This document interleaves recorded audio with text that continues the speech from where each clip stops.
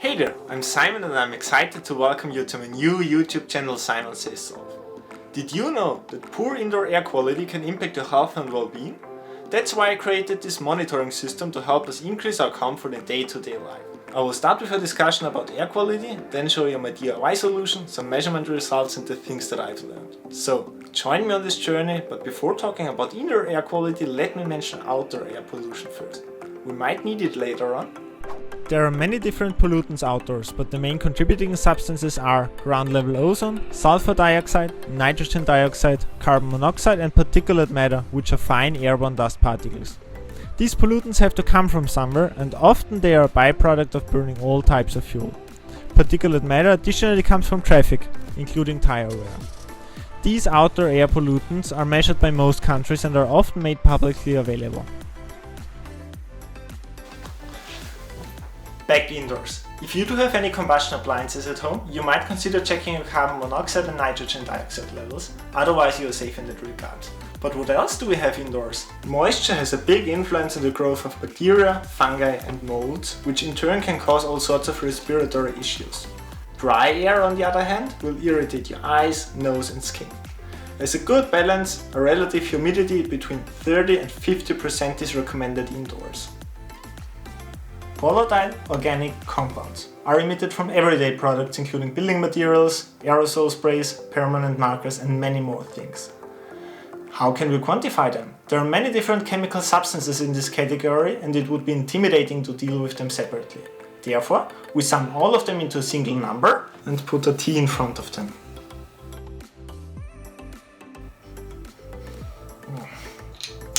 Exposure to particulate matter is of major health concern. It is linked to lung disease and heart attacks among other diseases.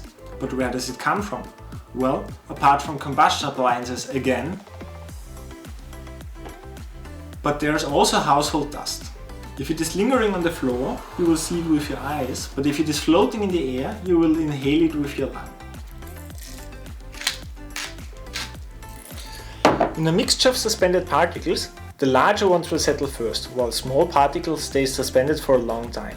Therefore, particles are categorized by diameter, often measured in micrometer. The smaller the diameter, the greater the health concern. PM 2.5 can be conveniently measured using laser light, but for the ultrafine particles, you need a cyclone to capture them and a precise scale to weigh them afterwards. Carbon dioxide is constantly produced indoors. It's actually us. As we breathe, the carbon dioxide level will steadily increase in a contained space. But why is it important? Well, high carbon dioxide levels have a significant impact on cognitive functions and our ability to focus, learn and even make decisions. Levels up to 1000 ppm are generally considered safe. Between 1000 and 2000 ppm, people start experiencing headaches, drowsiness and a decrease in cognitive abilities. And then there is radon, a naturally occurring radioactive noble gas. It primarily enters buildings through the soil and it can build up to significant levels indoors. It is directly related to lung cancer as the radioactive decay happens inside your lung.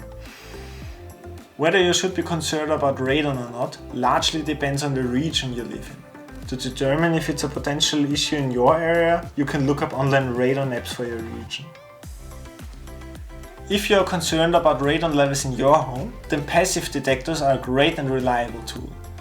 These detectors stay in your home for 6 months or a year, and once the testing period is over, you send them to a lab where they get analyzed. I won't cover any form of active or live radioactivity detection in this video, because reliable equipment can be expensive, but is essential if you want to draw any conclusion for your health.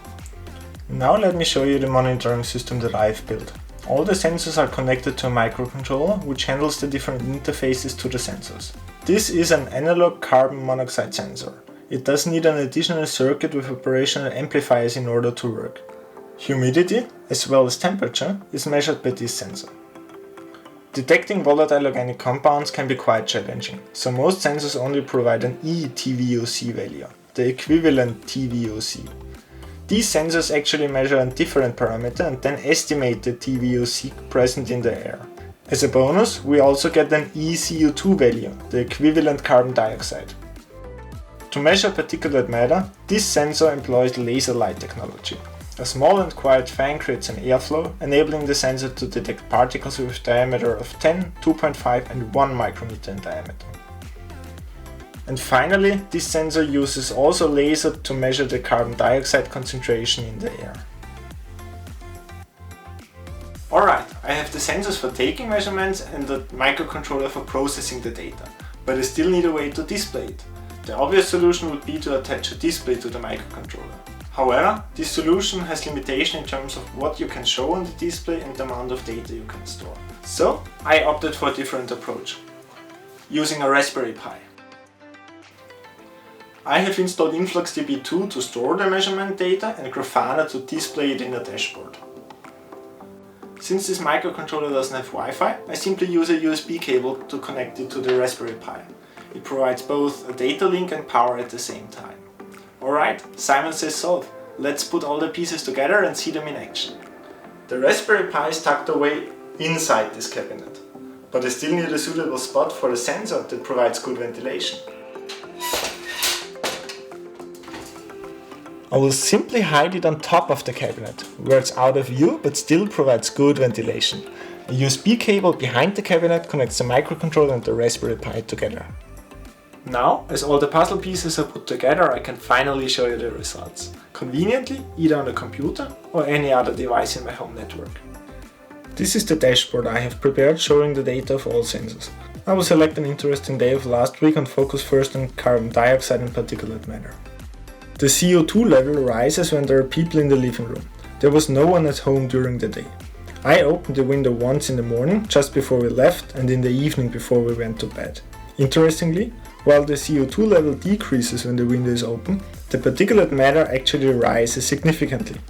I noticed that the particulate matter is much higher on business days than on non-business days, and also dependent on the weather. Especially with strong wind, the particulate matter concentration will sometimes not increase at all while having a window open. The equivalent CO2, the green line in the middle graph, sometimes appears similar but can also be quite different at times. For instance, right after we arrived home in the evening, the equivalent CO2 sensor already suggests values over 1500 ppm, which seems rather implausible. Also the ET-VOC value displays odd behavior, including sudden spikes. Unfortunately, I have not been able to interpret the data this sensor is delivering. Now I will show you another day and focus on humidity first. During the night, relative humidity was around 33%, but during noontime and after cooking, humidity went over 40%. Opening the window after lunch brought down the humidity and the CO2 level again. In the evening, my girlfriend and I left our home together and I have intentionally not vented before we left. You can see that the CO2 level will slowly decrease when no one is at home. However, interestingly, humidity did not go down this time. Lastly, let's look at the carbon monoxide graph at the bottom. Fortunately, the carbon monoxide level stays within 1 to 2 ppm almost all the time and is therefore very low. For homes without a gas stove, the average carbon monoxide level ranges from 1 to 5 ppm. Now, coming to a conclusion, which indoor air quality values are relevant? Carbon monoxide is not present, at least as long as you don't have a gas stove. The humidity inside homes is dependent on the season and many more things, but there are multiple indoor sources. To restrict the growth of molds and dust mites, it is vital to keep relative humidity below 50%. For measuring total volatile organic compounds, I have chosen the CCS 811 sensor. However, the equivalent values of this sensor are looking odd, and in the meantime, this sensor has been discontinued by the manufacturer, so I advise against using this particular sensor. The particulate matter sensor did only detect dust from outdoor and from cooking, and I was not really able to influence the particulate matter concentration with my behavior. It might be interesting though to have a look at even smaller particles, and there's a lot of scientific research going on regarding the health impacts of ultra small particles. But unfortunately it is really hard to measure them and it is not feasible in a DIY system. And finally, carbon dioxide has a big impact on our focusing ability and can be measured easily. Which of the sensors should you use in your home? Use a humidity sensor to keep relative humidity between 30 and 50%, and use a carbon dioxide sensor restricting CO2 levels to about 1000 ppm. If you want to build your own indoor air quality sensor, stay tuned, I will give some instructions in another video. Thank you so much for watching. Please leave me a comment, hit like and subscribe if you enjoyed this video, and stay healthy. Goodbye.